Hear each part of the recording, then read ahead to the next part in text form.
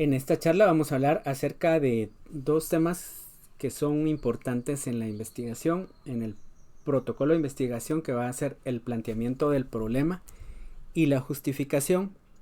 Dependiendo de la normativa que se lleve en una facultad, pues esto puede variar su orden. Para algunas facultades el planteamiento del problema engloba la justificación y los objetivos, pero la justificación y los objetivos los vamos a ver en diferentes clases, ¿ya? Entonces, por ejemplo, en algunos casos el protocolo de investigación, cuando estamos planteando el problema, hacemos la descripción del problema, su delimitación, la formulación de las preguntas, ahí mismo los objetivos y la justificación. Incluso se incluyen otras secciones que no están en el protocolo que ustedes hacen, como podrían ser la factibilidad del estudio, los alcances y limitaciones. Pero todo eso a veces se conoce como el marco conceptual. Sin embargo, en la Facultad de Ciencias Médicas y la Escuela de Estudios de Posgrado de la Universidad de San Carlos de Guatemala están por separado las secciones de planteamiento del problema y las secciones de justificación y objetivos. El planteamiento va a consistir en afinar, precisar y estructurar la idea de investigación. Esa idea de la que ya hablamos en la primera clase de este curso, en la cual esa idea se va convirtiendo en un tema, en un problema, en una pregunta, en un objetivo. Aquí vamos a hablar de algunos detalles y estrategias que nos van a servir para mantener la coherencia de la investigación en todo el proceso de la investigación. Y la coherencia de la investigación consiste en que precisamente una parte de la investigación se pueda conectar lógicamente con cualquiera de los otros pasos de la investigación. Así los objetivos con las preguntas de investigación y esos objetivos en el informe final con las conclusiones. Definamos el problema de investigación. El problema se define como un área de preocupación que requiere una comprensión significativa de un tema específico. Esto puede ser una condición, una contradicción o una dificultad. Entonces vamos a empezar a hablar del planteamiento del problema, que está dividido para el protocolo que ustedes hacen en tres partes. En primera instancia vamos a hablar de cuáles son los aspectos más relevantes de un planteamiento del problema. Este planteamiento del problema debe de utilizar estos criterios para poder desarrollarse. Se formula de forma clara y sin ambigüedad. Entonces vamos a guiar al lector, al asesor, a la persona que está revisando nuestro protocolo y a otro lector, a otro posible lector al que le queramos enseñar nuestra investigación, porque posiblemente nos vaya a apoyar en alguna fase de la investigación. Ese tema que hemos elegido, ese problema que queremos solucionar de forma clara, como dice. Y al estar hablando de que debe haber una ausencia de ambigüedad, que dejemos claro también qué es lo que nosotros no pretendemos hacer en esta investigación, lo que sí y lo que no. Dentro de estos criterios también debe tomarse en cuenta que haya la posibilidad de que se pueda investigar de forma empírica, es decir, una forma medible u observable. Al estar trabajando con investigación cuantitativa, que es lo que ustedes hacen generalmente, existen variables cuantitativas y cualitativas. Las cuantitativas, como el lactato sérico, LDH, PCR, en un paciente, por ejemplo, que ingresa a una unidad de cuidados intensivos y tiene una neumonía severa, este paciente pues tiene mediciones de escalas fuertes de medición, bastante objetivas. Podría ser también la glucosa, la presión arterial sistólica, etcétera. Todos esos indicadores que nos podrían hablar del pronóstico del paciente, ¿verdad? Y de sus características clínicas. Pero esas son variables duras y ahí relacionamos fácilmente el concepto de medición. Pero las otras variables, como podría ser la presencia de complicaciones en este paciente, como la necesidad de ventilación mecánica, es una variable categórica. Y sí se puede medir también, porque nosotros podemos cuantificar cuál es la frecuencia o incidencia de esta complicación, el uso de ventilación mecánica, invasiva en pacientes que tienen una neumonía severa. Ahí estamos hablando de una forma medible. Observable, pues definitivamente que haya un método objetivo para poder hacer una observación sistemática de estos eventos. En otras áreas donde hay tanto de aspectos un poco más subjetivos, como podría ser no sé, psiquiatría, podrían ser otras áreas en las que se está evaluando la salud de una forma global, holística, como evaluar la calidad de vida. Tal vez vamos a hablar de otras variables que tengan una escala más débil de medición. Podría ser un instrumento psicométrico que, si bien va a realizarse una validación de esos instrumentos, tenemos una forma sistemática y objetiva de poder hacer una observación de las variables de interés. Ahí es cuando estamos hablando de que esos fenómenos se van a desarrollar de forma explícita con estos criterios en el planteamiento del problema. En ese planteamiento del problema se van a vincular conceptos o variables. Muchas veces un concepto que se vincula, que es importante, es la epidemiología de la enfermedad, los factores de riesgo, los factores protectores. ¿Cuáles van a ser las características que hagan a las personas más o menos susceptibles a las patologías que estamos investigando? Eso también va a ser un criterio para hacer el desarrollo de un planteamiento del problema de una forma adecuada. Y esto va a concluir en la formulación de una pregunta principal y de otras preguntas secundarias o específicas. Los componentes entonces van a estar divididos después de haber visto los criterios generales para poder desarrollar esta sección, van a ser la descripción del problema, la delimitación del problema y la formulación de las preguntas de investigación. Los propósitos que va a tener el planteamiento del problema respecto a los fenómenos, eventos, variables, hechos, es decir, variables, todas las características que se van a estudiar, es de que nos va a dar una idea de cómo se va a explorar en esta tesis, cuando se recolecten los resultados y se presenta un informe final, estos fenómenos, cómo se van a cuantificar, cómo se van a definir. También sirve para poder establecer los precedentes que van a guiar mi investigación. Entonces, ¿qué es lo que se conoce hasta este momento? Y todo eso me va a servir para que yo desarrolle mi investigación de una forma adecuada. Relacionar estas variables, determinar causas y efectos cuando tenemos un alcance un tanto más complejo, hacer evaluación y a partir de un estudio desarrollar tecnologías ya sea diagnósticas o terapéuticas y resolver problemas a través del conocimiento de estos problemas. El planteamiento del problema debería de tomar en cuenta, además de esos criterios de los que ya se habló anteriormente, el propósito que va a tener ese planteamiento del problema respecto a las variables de estudio. Entonces empezamos ya con algo más concreto, que sería describir el problema. Y describir el problema es señalar las características de la problemática de interés, los hechos y acontecimientos que se consideren relevantes para la solución del problema. Aquí es cuando yo les voy a mostrar algunos ejemplos de investigaciones, protocolos en los cuales se ha hecho un planteamiento del problema. Y vamos a analizar cada uno de esos detalles que están acá. Como por ejemplo, si en esos planteamientos se han explicitado antecedentes de estudios del problema que se quiere investigar. ¿Cuáles son las técnicas en las que se basó ese estudio? Si estamos hablando de técnicas diagnósticas, por ejemplo. Hablamos de la enfermedad, pero debemos de tener un abordaje diagnóstico en primera instancia. ¿Cuáles fueron esos abordajes diagnósticos que se utilizaron? Los supuestos básicos en los que se apoya el enunciado del problema.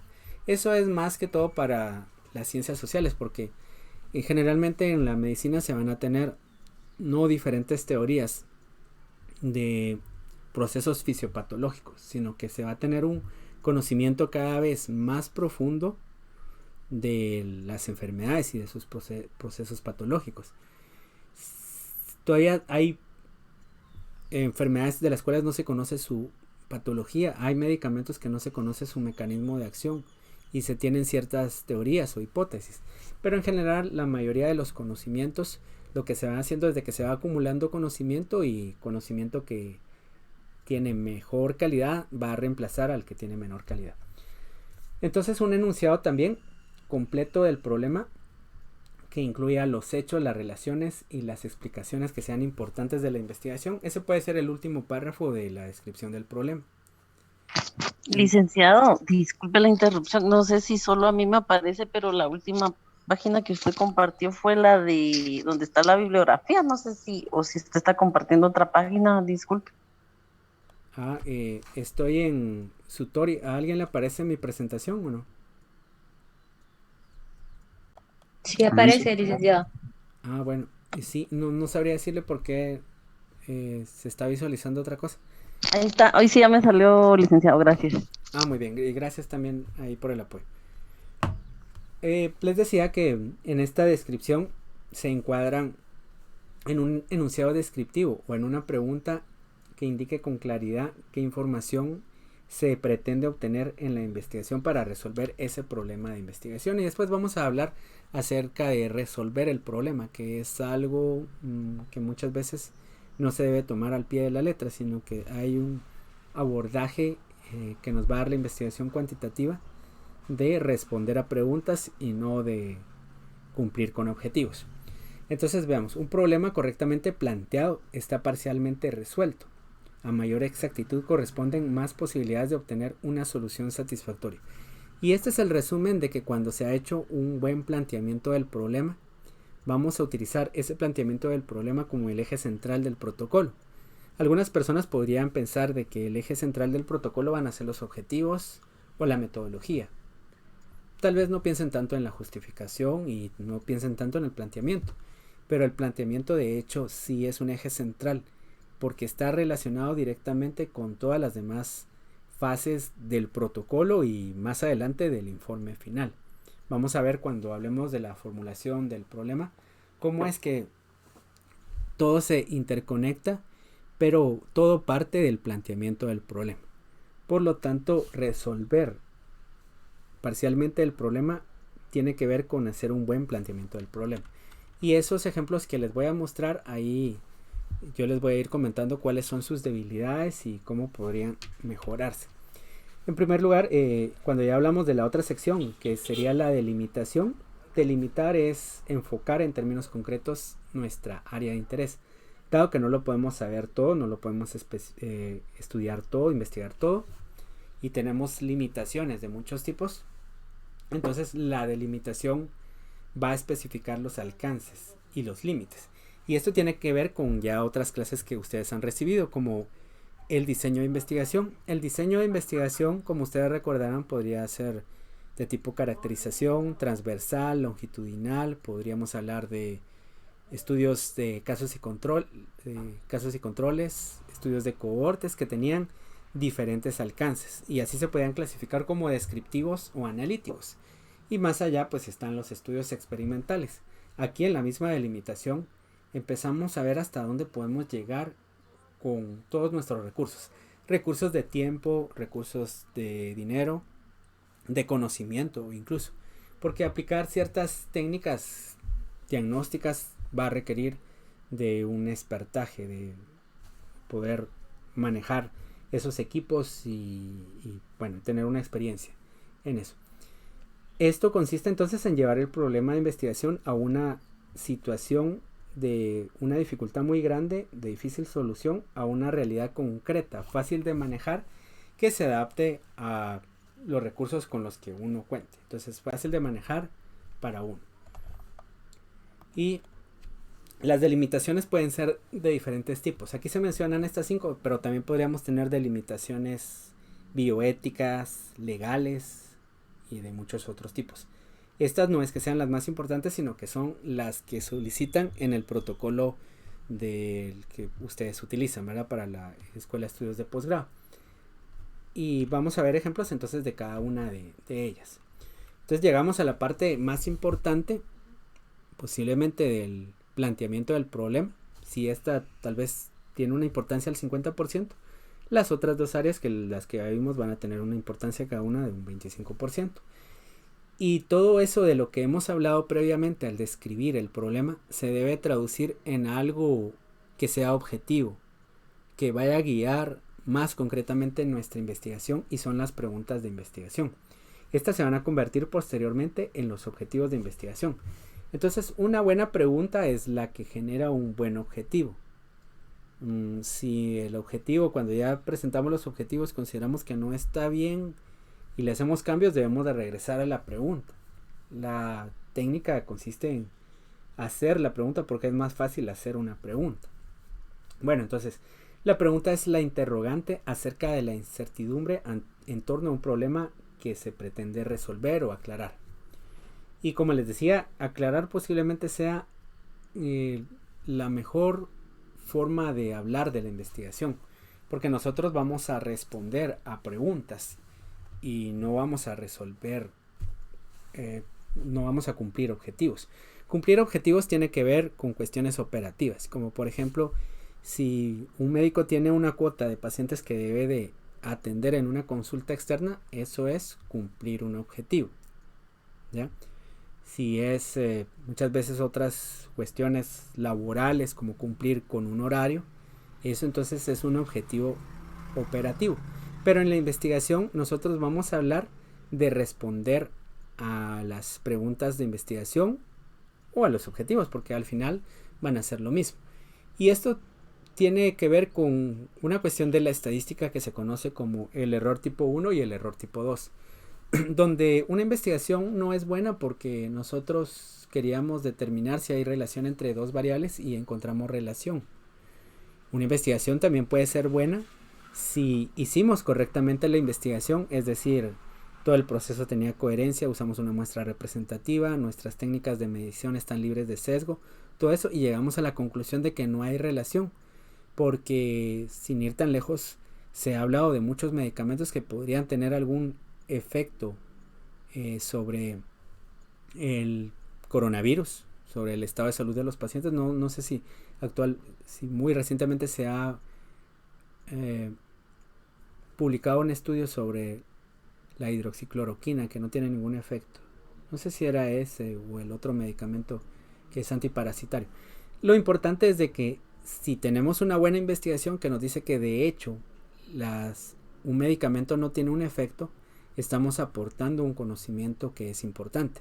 Y hay un sesgo que se conoce como el sesgo de publicación, donde nos dice que generalmente se publican aquellos estudios donde se encuentra que un medicamento tiene un efecto, porque ese se va a valorar erróneamente como que es el más importante. Pero también es importante decir que algo no funciona, porque si tenemos un medicamento, no me refiero a esto, sino que a otro, que es un antiviral, que es muy caro y que supuestamente se va a usar para el coronavirus, porque mejora la salud de los pacientes con cuadros moderados y severos, y en realidad no tiene ningún efecto, estamos ahorrándonos de comprar ese medicamento a través de una evidencia importante. Entonces, la investigación se va a valorar en primera instancia si está libre de sesgos y que responda adecuadamente entonces a esas preguntas que nos hicimos, ya sea que nos digan que un medicamento sirve o que no sirve, porque va a estar reflejando la realidad, y la realidad, como ustedes saben, no siempre va a ser buena.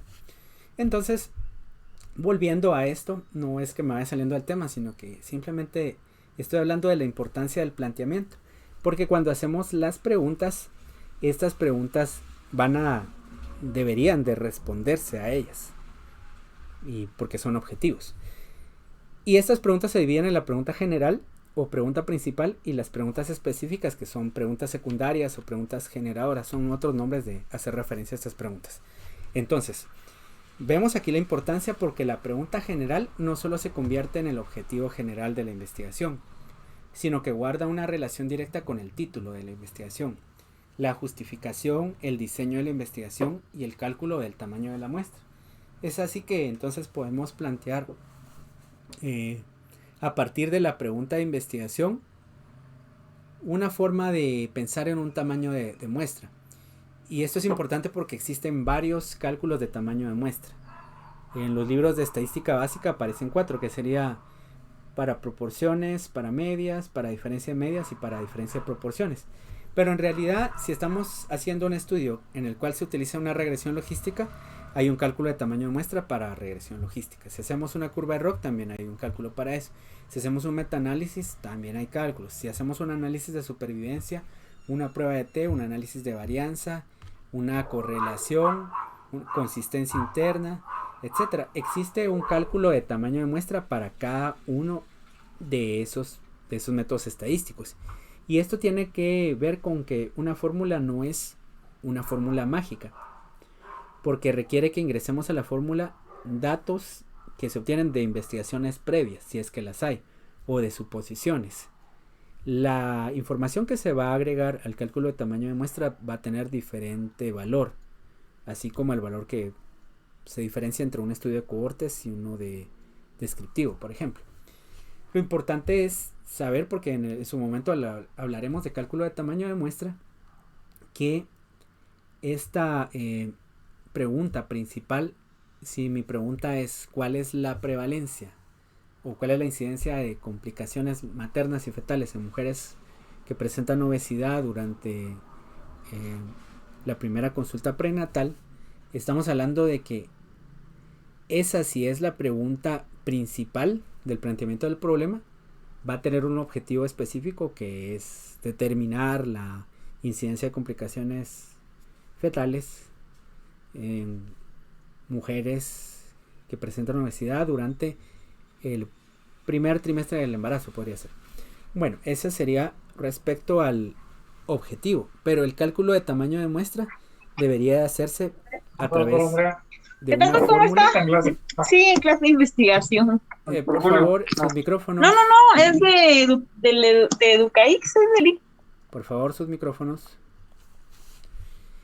Bien, les decía, la pregunta ahí de investigación va a guiarme a que utilice el método de cálculo de tamaño de muestra que se llama estimación de una proporción poblacional.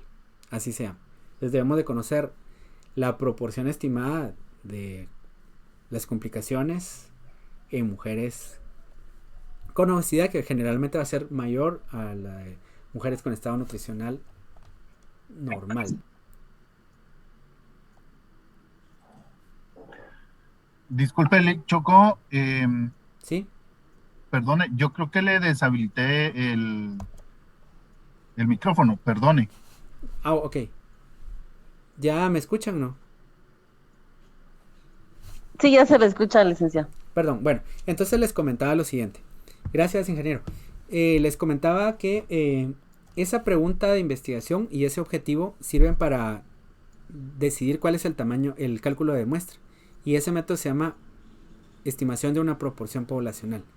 La fórmula más conocida, que es la que tiene P por Q, y tiene una precisión y un nivel de confianza determinados, y se puede o no incluir el tamaño de la población.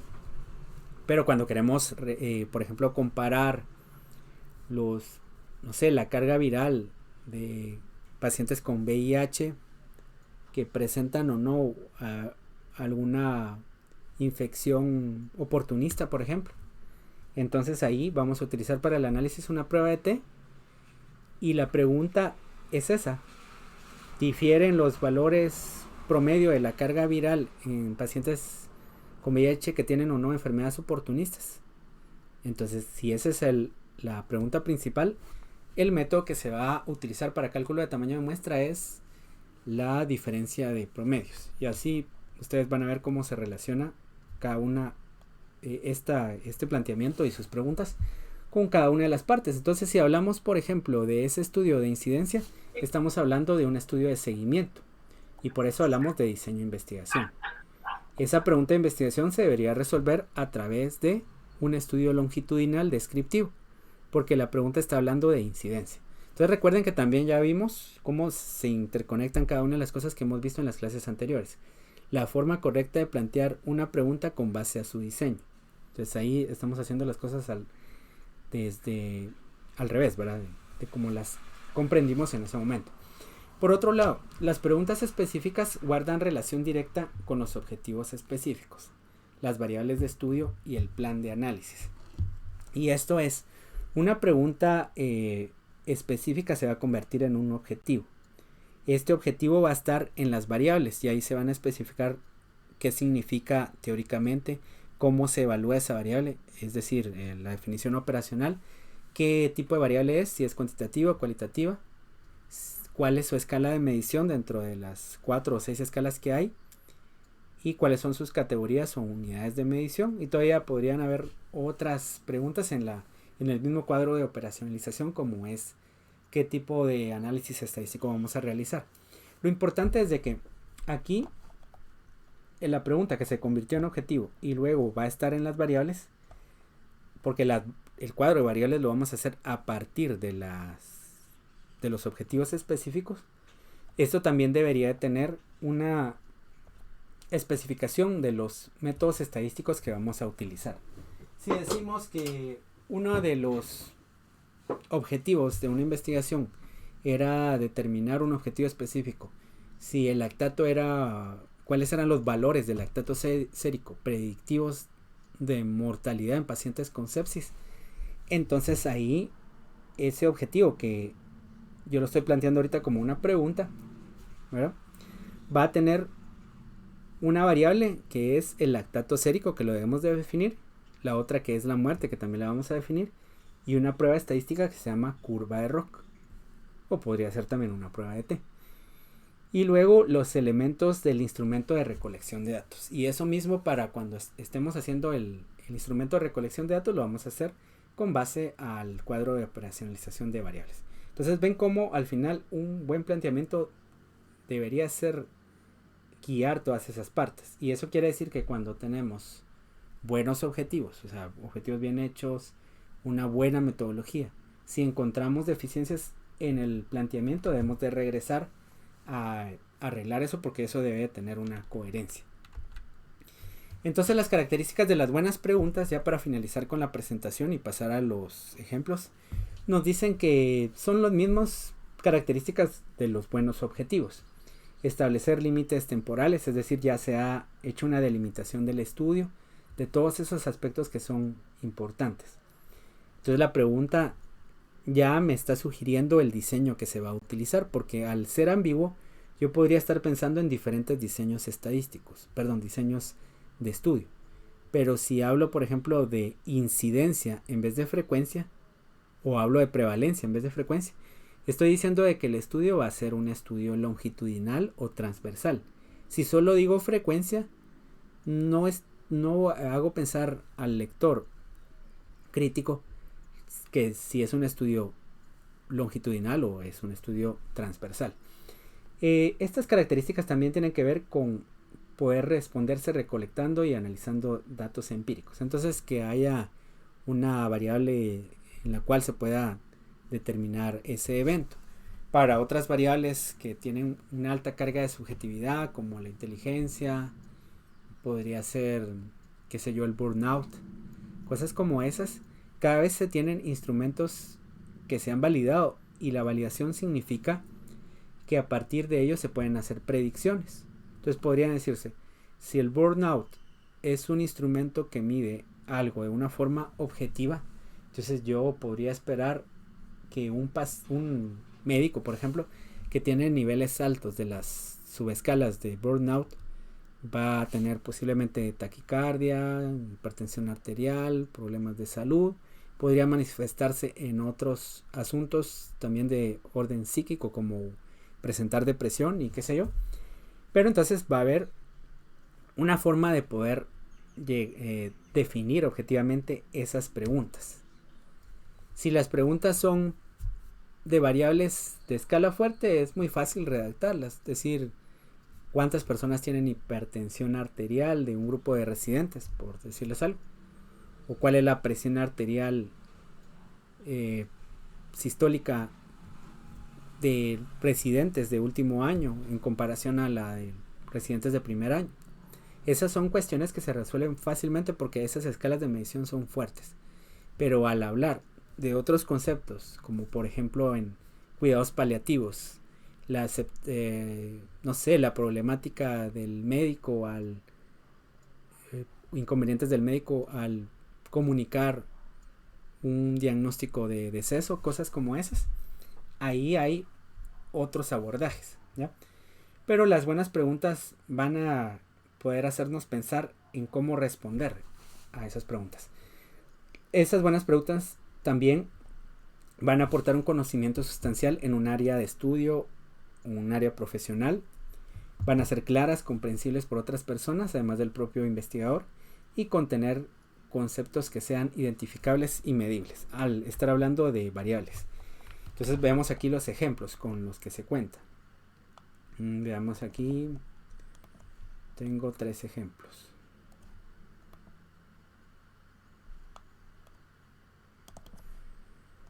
En el primer ejemplo, este es un estudio sobre la prevalencia de patologías de vesícula. Bueno, vamos a ver mejor como primer ejemplo este que está acá. Ok. Corticodermias en pacientes de 6 meses a 12 años que acuden a consulta externa de dermatología pediátrica de un hospital de la ciudad de Guatemala. El planteamiento del problema, aquí están entonces las 3 partes de las que hablé, la definición del problema. Estos son ejemplos de protocolos que ya han sido aprobados, delimitación y formulación del problema.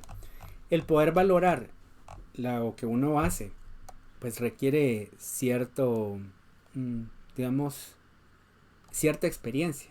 Y lo mismo para el revisor. El revisor obviamente va a tener más experiencia, pero también el mismo revisor puede tener diferentes criterios para hacer la evaluación de estos planteamientos. Entonces yo les voy a hablar de mi criterio, de cuáles podrían ser las cosas buenas y malas que encuentre en cada uno de esos planteamientos, dado que ya están, pues ya han sido aprobados. Aquí está hablando en el primer párrafo el uso terapéutico de los corticosteroides por vías sistémicas, tópicas, etc. Pueden presentar multitud de efectos cutáneos, bueno, efectos adversos cutáneos, la mayoría de los cuales tienen similitud con al cuadro clínico del estado suprarrenal asociado al síndrome de Cushing. Se está hablando más de esa manifestación del síndrome de Cushing, pero a la vez está hablando de las patologías que podría estar investigando en este estudio, como podrían ser manifestaciones como las telangiectasias, la atrofia, erupciones acneiformes, que pueden ser efectos adversos de los corticosteroides. Estas lesiones pueden ser primarias o secundarias. Ok, entonces empieza con una definición de las patologías que va a investigar. Luego dice que estos eventos ocurren con bastante frecuencia, ya está hablando un poco de epidemiología, llegándose a considerar que son la quinta causa de dermatosis medicamentosas. Esto es importante porque si estamos hablando de farmacodermias, van a existir de diferentes tipos, pues muchas relacionadas, por ejemplo, a antibióticos, a las penicilinas, al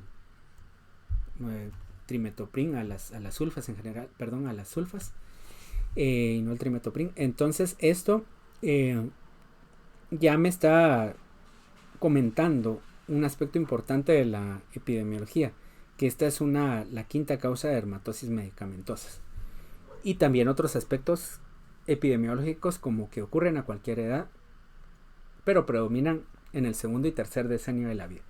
Entonces, si esta persona se va a centrar en pediatría, es porque ha identificado que ese es un grupo susceptible al aparecimiento de estas patologías. Y aquí está hablando de que las mujeres son las más afectadas. Los cuadros clínicos más graves se observan por el uso de corticosteroides de alta potencia relativa. Entonces, estas ya son variables que posiblemente vaya a considerar en su estudio. El hecho de que la potencia relativa va a estar relacionada con la severidad de la enfermedad. Entonces ya tiene aquí variables que posiblemente va a estudiar. Una es la severidad de la enfermedad y la otra es la potencia de los corticosteroides o el tipo de corticosteroides que se van a utilizar o que están relacionados con esas lesiones que va a encontrar. Si bien la iatrogenia juega un papel importante, bueno, entonces aquí habla de que se deben a que son fenómenos iatrogénicos, pero que también se relacionan con el uso no racional de los medicamentos, cuando ahí ya no son iatrogenia. Y aquí habla sobre todo de la automedicación. Pues esa también podría ser otra de sus variables, el hecho de decir, este medicamento fue recetado por un médico o por un médico debería ser, o fue pues una automedicación, ya sea la automedicación siempre va a ser, si una persona acude a una farmacia y le dan un medicamento, eso también se llama automedicación, como que él lo tomara por su voluntad, porque al final es su voluntad. Entonces ahí habló de epidemiología, de la definición de este problema que es un efecto adverso. Tal vez aquí debería de poner la palabra efecto adverso cutáneo. Y luego dice que en Guatemala no existen datos de frecuencia con las que se presentan las corticodermias. El único estudio es farmacodermias. Bueno, entonces yo podría sugerirle que hable de algunos otros estudios. Aquí se está centrando su interés propiamente en Guatemala, cuando dice que antes que este estudio no había ninguno específico sobre corticodermias, solo de farmacodermias, donde se encontró que este es uno de los eventos más frecuentes. Y me parece que está muy bien planteado esta descripción. Luego, en la delimitación del problema no está haciendo la división por esos aspectos de los que hablamos, que sería geográfico, que más temporal, poblacional, y solo toca, creo que 3 temas: geográficamente, cuál es la influencia del hospital donde va a trabajar, el tiempo, lo temporal, y en pacientes pediátricos que acuden a la consulta. Esta sería la delimitación poblacional. ¿Quiénes son sus posibles individuos que van a estar en el estudio?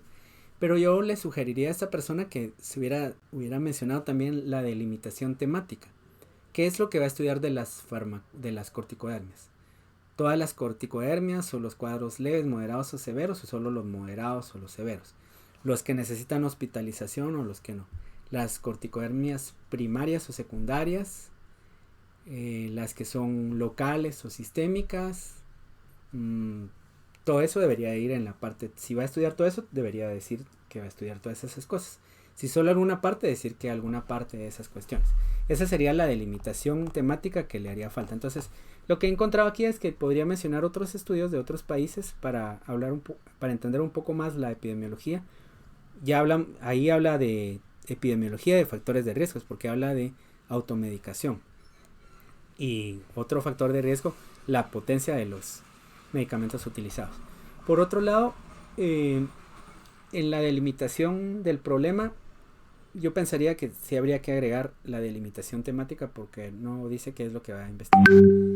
Al final, sí dice que va a investigar en la formulación del problema, pero recuerden que todo esto es gradual. Y entonces de aquí yo me voy a acá. Si esto lo tengo bien claro, entonces me es más fácil dar el paso. Entonces aquí están las preguntas. Con base a lo expuesto, ¿cuáles son las características clínicas y epidemiológicas de pacientes de 6 meses a 12 años con reacción adversa dermatológica asociada a la administración de glucocorticoides tópicos solos o en combinación? Entonces ahí está delimitando bastante, que son atendidos en la consulta externa de dermatología pediátrica. Esto nos está haciendo, como es la pregunta principal, nos hace una sugerencia de que el estudio va a ser de caracterización. Eso quiere decir que esta persona no va a tomar a niños que les dieron corticosteroides y algunos tuvieron reacciones y otros no. Esta persona se va a centrar solo en los que tuvieron corticosteroides. Entonces no es un estudio de prevalencia, es un estudio de caracterización descriptivo. El tema sí está muy bien, el título, corticodermias, de una forma muy general, podría ser caracterización de las corticodermias, pero al decir corticodermias en pacientes está haciendo referencia posiblemente a todas las que encuentra. Y aquí está hablando de una caracterización. Ahí va bien. Y luego están las preguntas secundarias, que serían: ¿cuáles son los corticodermias más frecuentes? ¿Qué medicamentos? Sí, entonces parece que esta persona estudió todo. O sea, la severidad, la clasificación como corticodaño, corticostropio, ¿qué más? Si fueron locales o sistémicas, qué medicamentos están más asociados, y qué otra cosa, y cuáles eran las más frecuentes. Este está muy bien. Luego aquí está la justificación, pero eso me servirá para la siguiente clase. El segundo ejemplo habla de prevalencia de patologías de la vesícula biliar evidenciadas por ultrasonido. Si este es el título y tiene coherencia con el planteamiento del problema, estamos hablando de un estudio transversal, un estudio de prevalencia evidenciadas por ultrasonido. Bueno, entonces vamos a ver el planteamiento. Las enfermedades son una patología común, es frecuente, las enfermedades del sistema biliar. Tenga dolor, está hablando de sus características clínicas y del método diagnóstico. Recuerden que en el planteamiento se especifica la forma en la que podría investigarse, a través de ecografía en este caso. Es un método confiable para la evaluación del sistema biliar, entonces no está mencionando, por ejemplo, que va a utilizar una tomografía, sino que algo más sencillo como una ecografía. Los trastornos extrahepáticos se deben de alguna forma con la alteración de la vesícula biliar y son más frecuentes en, bueno, aquí debería centrar más la epidemiología al contexto pues de Latinoamérica, por ejemplo. Las patologías pueden ser de diversas formas y distintos grados de afección, pero se pueden evitar con la detección temprana. Aquí está hablando ya un poco de la importancia de su estudio, que va a ser, esto se va a recalcar más en la justificación. Y luego que la ecografía es una modalidad de imagen precisa, no invasiva, económica, accesible. Claro, eso es lo más importante de su investigación. Y aquí dice la forma en la que la va a hacer. Ok, ahí va bien. Y aquí habla de algunos aspectos epidemiológicos. Entonces, aquí este está más corto, pero el hecho que sea corto no quiere decir que esté mal o bien. Al final encuentro algunas deficiencias, como que podría mejorar la descripción de la epidemiología, de los factores de riesgo, de centrarse más en el contexto de donde va a realizar su investigación, ya sea Guatemala o el Hospital San Juan de Dios o algo así. Y podría mencionar también otros estudios que hablen de la relevancia. Si está hablando que el título es prevalencia de patologías de la vesícula biliar y más adelante la pregunta general va a ser prevalencia, también aquí se debería hacer una referencia a la prevalencia, porque lo que está estudiando es la prevalencia. Entonces, ¿qué tan frecuente es esa enfermedad? Y entonces, ahora vamos a ver la delimitación del problema. El ámbito geográfico está bien, institucional también, temporal está claro. Y el temático hay que ponerle bastante importancia. Este no lo tenía el protocolo anterior y dice: pacientes de ambos sexos, mayores de 18 años, previamente evaluados por los servicios de medicina con sospecha diagnóstica. Entonces, esto es importante, porque si habla de sospecha diagnóstica, esto debería estar reflejado también en el título. Aquí solo dice prevalencia de patologías. A mí me hace pensar de posiblemente pacientes hospitalizados o de consulta externa, porque eso tampoco lo está diciendo acá, que se les hace una de estas, bueno, está bien, se va a hacer esto generalmente porque hay una evidencia clínica que se tiene que hacer. Pero el hecho de que hable de prevalencia de patologías en pacientes con sospecha diagnóstica, la sospecha diagnóstica también debería ir en el título. El título puede mejorar. Por otro lado, la prevalencia podría tender a que de tantas consultas de ultrasonido, ¿cuántos tienen que ver con enfermedades de la vesícula biliar? Bueno, eso son cosas que se deben de resolver. ¿Cuál es la prevalencia de las patologías de la vesícula biliar evidenciadas por ultrasonido en pacientes con sospecha clínica? Entonces aquí ya está más claro la duda que yo tenía. Es determinar cuántos de los pacientes con sospecha clínica realmente tienen patología de la vesícula biliar según el ultrasonido.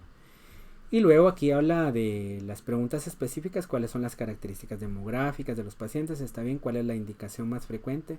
Esto si fue por síntomas o si tenía laboratorios alterados, me imagino que esa es la indicación. ¿Cuáles son los hallazgos ecográficos? Y importante para esta persona, ¿cuáles son los hallazgos ecográficos? Hay que mejorar tal vez la descripción del problema, pero veo que las preguntas de investigación están muy bien redactadas y eso también debería hacer que se mejore el título, incluyendo en pacientes con sospecha clínica. Bueno, hasta ahí eso. Y para finalizar, este ejemplo número 3, que es validación de un modelo predictivo de enfermedad arterial periférica. La descripción del problema nos define la enfermedad arterial periférica en primer lugar. Desde el punto de vista clínico y patológico está aquí, fisiopatológico está bien. Aquí ya empieza a hablar del método que se utilizaría para hacer el estudio, que sería el índice de tobillo-brazo.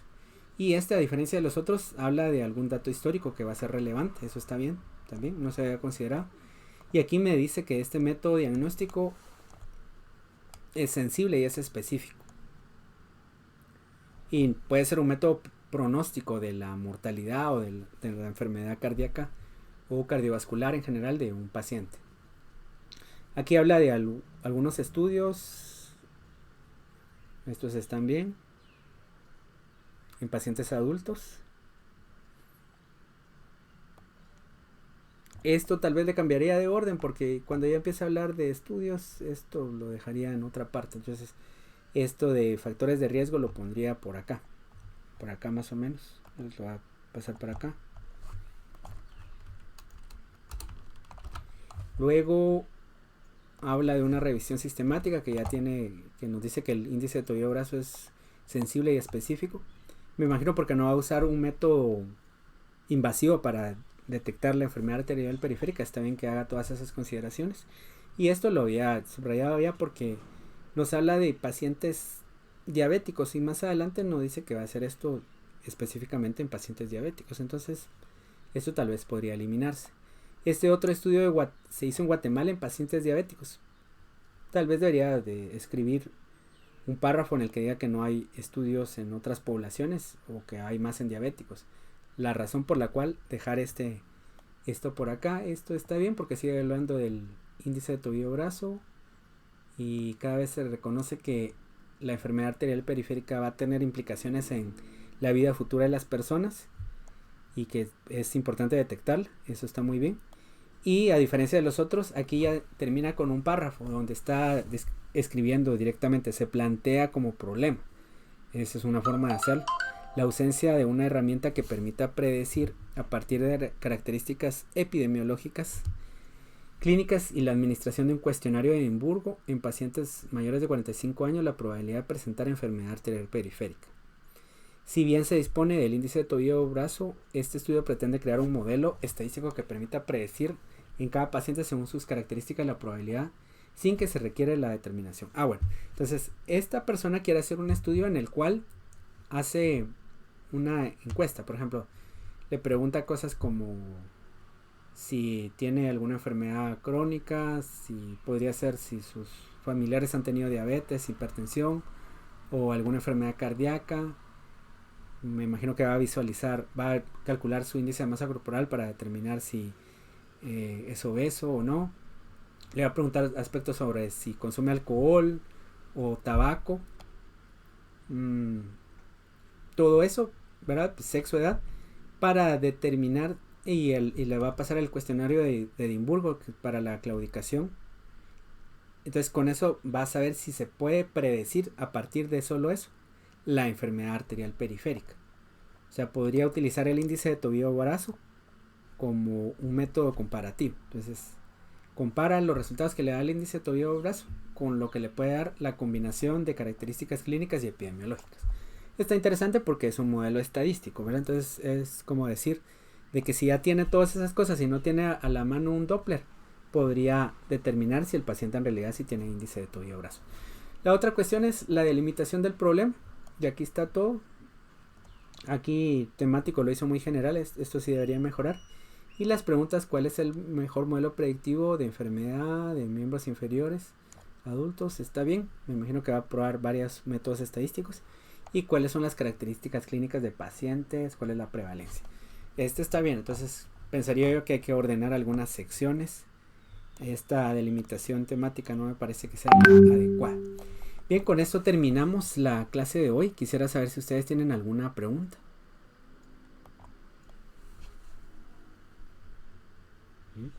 Solo son algunos ejemplos de mi criterio para valorar la calidad de estos planteamientos del problema. Para que vean que ninguno se podría decir que está exento de algún tipo de crítica o de mejora. Entonces, quisiera saber si tienen alguna pregunta con esto o con la tarea.